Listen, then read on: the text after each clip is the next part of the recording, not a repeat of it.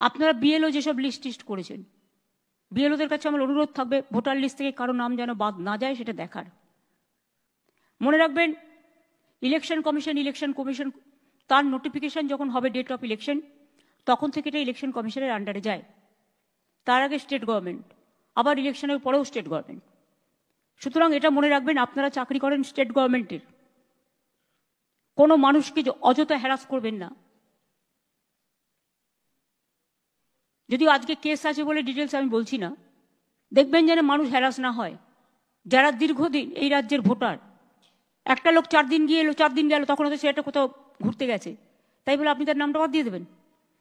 আপনাকে দেখতে হবে তার অরিজিনাল অস্তিত্ব আছে কিনা। আপনারা তো দেখছেন চারিদিকে যারা বাংলা ভাষায় কথা বলছে অত্যাচার হচ্ছে।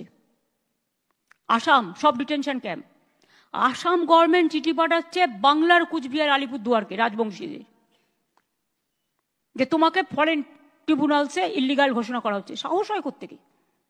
এই মানুষগুলোর পাশে আমাদের দাঁড়াতে হবে।